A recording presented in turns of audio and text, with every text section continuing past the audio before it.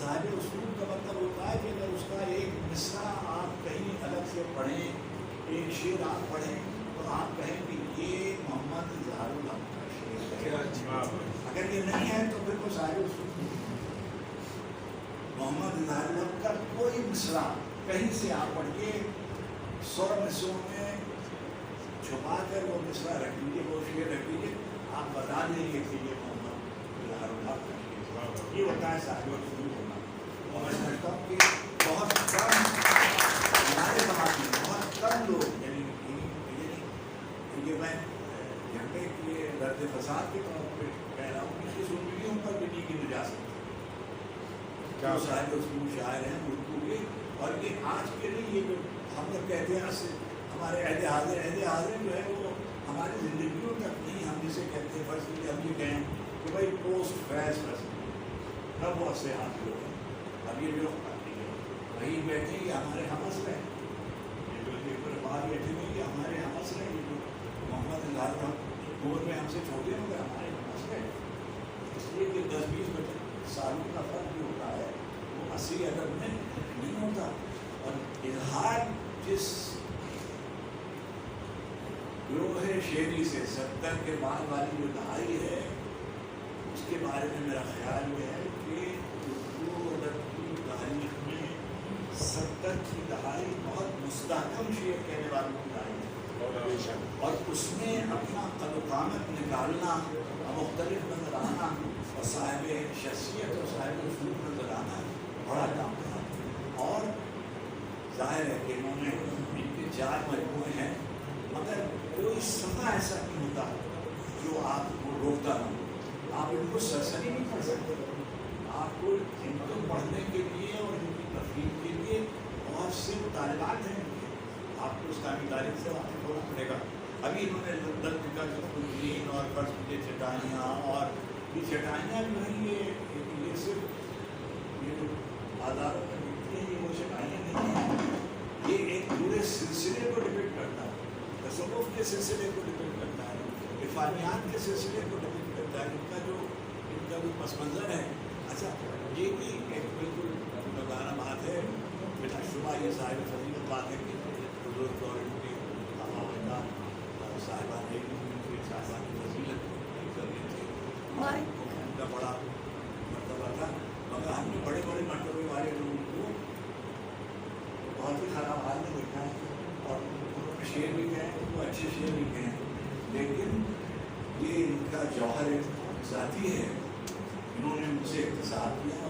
میں نے اظہار الحق کو کبھی حافظ صاحب کے سامنے 4 جملوں بھی کہتے مسلسل نہیں سنا. یعنی صرف یہ کہہ سکتے کہ اب بھائی آئیے اب ہم فرض کیجیے ابراہیم کو دوسرے کمرے کا گئے تھے اور فرض کیجیے ہمیں. اچھا یہ جو ادب ہے یہ ایسے نہیں آتا، یہ تہذیب سے آتا ہے، یہ ایک تربیت سے آتا ہے، اور یہ خون میں گردش کرنا ہوتا ہے. یہ جو کہہ رہے تھے کہ ہم سے محبت آپس میں ہوتا رہتا ہے. ذرا ذرا سی بات پہ 100% کون کس سے اتفاق کرتا ہے. مطلب میں آپ کو صحیح بتا رہا ہوں کہ جب کوئی کتاب آتی ہے جن لوگوں کی غزلیں میں پہلے پڑھنا پسند ہی وہی ہے. ابھی آپ بڑے پیار بیٹھا ہوا نظم آتی ہے تو میں اس کی نظم پڑھتا ہوں، وہی کی نظم پڑھتا ہوں پہلے کہ بھائی پہلے پورا مجموعہ. اگر میں کہوں گی کہ میں تو سب ایک صدر میں نہیں پڑھتا ہوں، میں اپنی پسند سے شعر پڑھتا ہوں. اور میں اظہار ان لوگوں میں ہے، ان لوگوں میں نہیں ہے. ان بہت ہی مختصر فہرست ہے ان لوگوں کی جن کو میں جیسے عزیز حامد مدنی کو پڑھتا تھا، جیسے میں جان کو پڑھتا تھا، جیسے میں محبوب خدا کو پڑھتا تھا، جیسے میں محب عارفی کو پڑھتا تھا، جیسے میں رسل شفتائی کو پڑھتا تھا، جیسے میں منیر کو پڑھتا تھا، اختر حسین جعفری کو پڑھتا تھا. میں ایسے اظہار کو پڑھتا ہوں. اظہار ہمارے لیے بہت بڑا اور میں اظہار کے اولین گویا پرستاروں میں اور مردانوں میں ابھی دیواریں آپ چھپی تھی اور باہر نہیں آئی تھی. میں برطانیہ میں ہوتا تھا، پروفیسر ممتاز حسین تشریف لائے ہوئے، تو ہم ایسے تھے لندن میں باتیں کر رہے تھے. انہوں نے کہا کہ ہم لوگ بھی اپنی ہوا میں تھے اور شعر کہتے تھے، اور اس زمانے میں کراچی میں جیسے ہر شاعر تھا وہ یہ کہہ رہا تھا کہ پہلا شاعر میر ہوا، اور اس کے بعد انہوں نے تو اتنے میں ممتاز صاحب کا یہ ایک لڑکا آیا ہے پنجاب سے غزل کی کتاب آئی دیوار عام، اور انہوں نے اظہار کو اچھا ممتاز حسین صاحب جو تھے وہ کٹر مارکسی نقالوں میں منتشمار ہوتے ہیں. ماڈرنسٹ جن کو ہم کہتے ہیں وہ یہ مذہب سے بیگانہ جو لوگ ہیں، ان کا یہ خیال ہے کہ جو لوگ مذہب کی بنیاد پر یا مذہب کی اساس پر شعر کہتے ہیں وہ شعر نہیں ہوتا، اس لیے کہ اس میں ہر چیز پہلے سے طے ہوتی ہے، اور کیونکہ آپ عقائد کے دائرے میں اشعار کہہ رہے ہوتے ہیں اور آپ اس کے بنیادی جو کہتے ہیں اسے پہلے سے طے شدہ ہوتی ہے، تو آپ اس میں کوئی بات کہہ نہیں سکتے. اب یہ بات اس کو آپ ہٹا دیجیے. آپ کا جو سب سے بڑا شعر، اب میں بھی ایک چھوٹا سا مختصر بات فرمانا دعویٰ کرتا ہوں کہ جو اقبال ہیں ہمارے زمانے کے وہ سب سے مشکل شاعر ہے. میر کا اتباع کیا گیا، انیس کا اتباع کیا گیا، نذیر کا اتباع کیا گیا، سودا کا اتباع کیا گیا، مومن کا اتباع کیا گیا. دو شاعر ایسے ہیں جو آپ کو اپنی گلی سے آگے کو جانے چاہیے، ایک غالب ہے اور ایک اقبال ہے. غالب سے آپ بالکل اس کی گلی سے جائیں گے جیسے مہنگے کے گنڈے پڑے ہوتے ہیں گلیوں میں، جانے نہیں دیتے. تو غالب کے اتباع میں جو بھی جائے گا وہ مارا جائے گا. ابھی تک 200 سال کا یہ تجربہ ہے. اقبال کے سلسلے میں بھی یہ صورت حال ہے کہ اگر آپ نے اس کی لغت کا اتباع کیا، صرف لغت کا اتباع کیا، صرف مضمون کا اتباع کیا، صرف اس کی فرض کیجیے اس کی بحروں کا اتباع کیا، اس کی زمینوں کا اتباع کیا، آپ کچھ نہیں کر سکتے. لیکن حضرت محمد رضا الحق کی پوری شاعری اقبال کے 2 مصروں کی تفسیر ہے. میری تمام سرگزشت گردش رفتہ کا سراغ کوئے ہوں کی جستجو.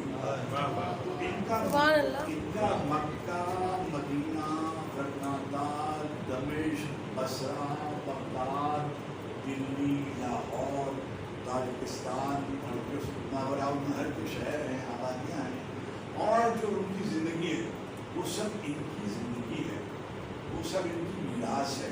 اور اس میراث کو انہوں نے ان کے علاوہ، میں نام اس لیے نہیں لیتا کہ میں 80 برس کی عمر میں جھگڑے نہیں کر سکتا، اس لیے میں نام اس لیے نہیں لے رہا کہ کچھ لوگوں نے شروع کیا. ہمارے یہاں کراچی کے کچھ لوگ تھے جنہوں نے طلسمی فضا بنانے کی کوشش کی، 4-6 غزلیں لکھی اور اس کے بعد تھک کر بیٹھ گئے. اظہار نے دیوار عام میں جو کام شروع کیا تھا، دیوار عام، پھر پانی میں اور پریزاد اور قدر، یہ سب ساری شاعری کی آپ کتابیں دیکھیں گے، ہر کتاب میں آپ کو پیشوار ایسے اشعار مل جائیں گے کہ جو آپ کو بتائیں گے کہ لغت بالکل اچھا.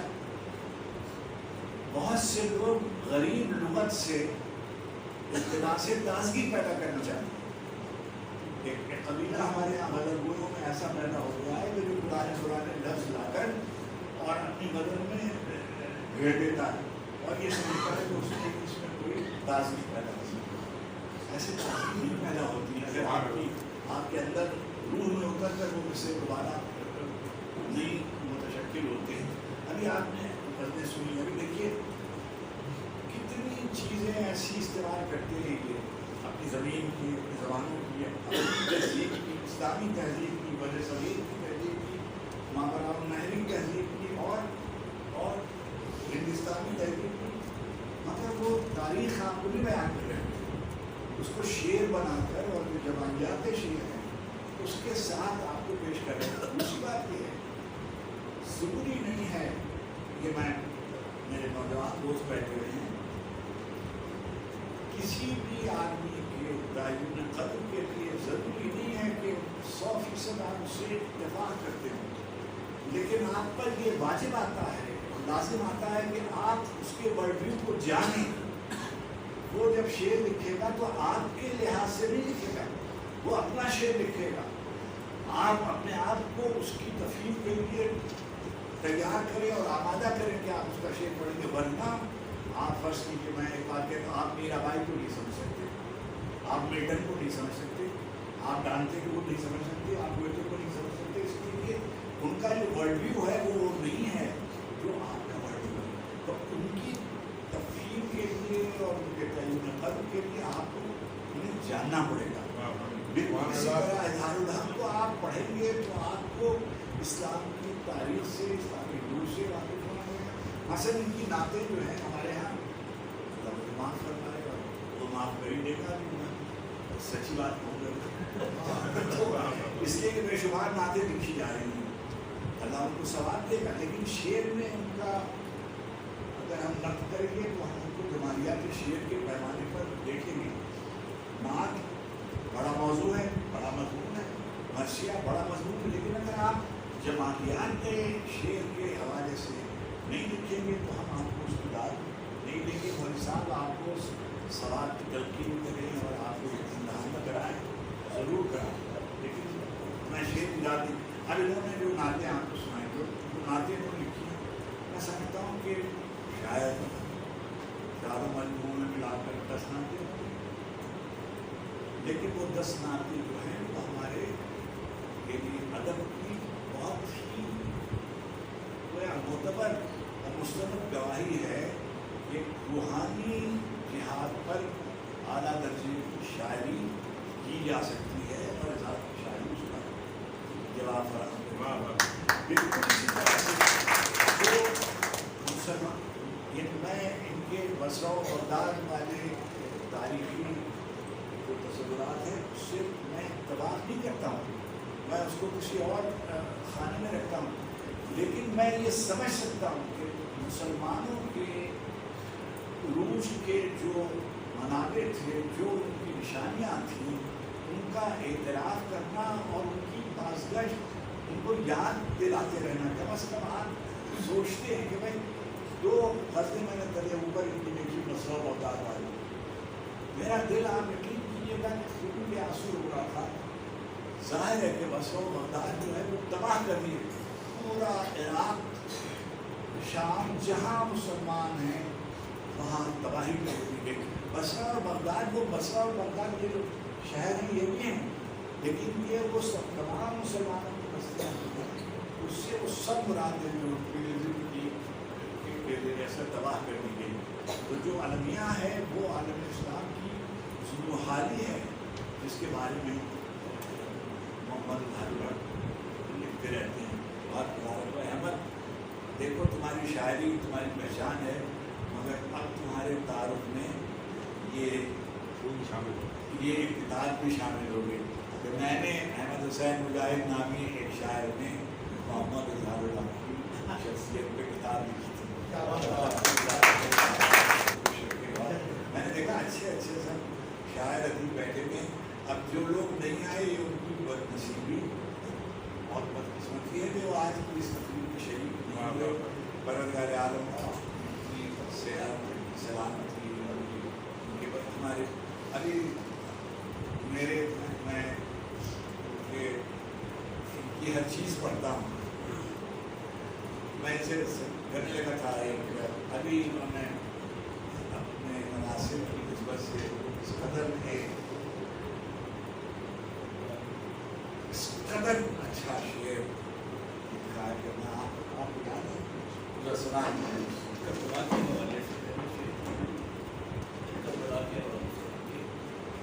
روتا ہوں، تڑپتا ہوں، تو یہ سوچتا ہوں.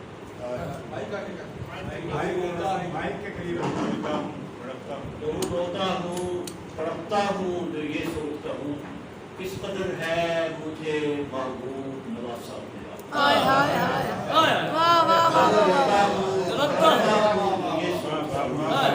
کس قدر ہے مجھے محبوب نواسا ملا. سبحان اللہ، سبحان اللہ. آدمی کس کو کہاں لے جائے کچھ خبر نہیں ہوتی. آدمی کو اپنی سچائی سے شعر کہنا چاہیے. مجھے یہ بہت ہی اچھا لگتا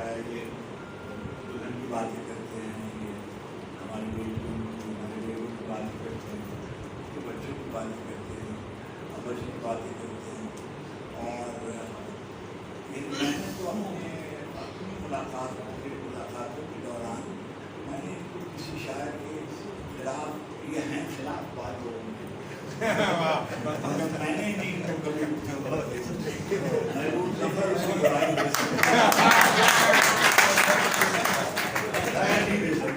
میرے سامنے کبھی کسی شاعر کی حتیٰ کہ جو لوگ مشرقی پاکستان میں بھی ان کے ساتھ تھے ان کی بھی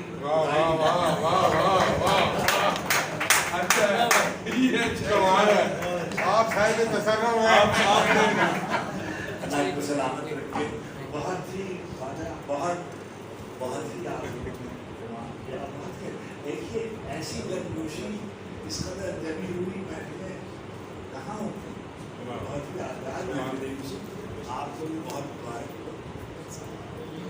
آپ نے بہت اچھا کام کیا یہ تو میں آج اس قدر اچھے پھول جو کسی اور کو دیے نہیں گئے باسی پھول میں خوشبو جیسے ہار پہننے والے اس میں شعر ہے کہ آپ کے ہار میں یہ پھول جو ہے دل کے قریب آل رضا ہے آپ کے ہار میں یہ پھول جو ہے دل کے قریب اس سے کہیے کہ جب اترے تو میرا دل ہو جائے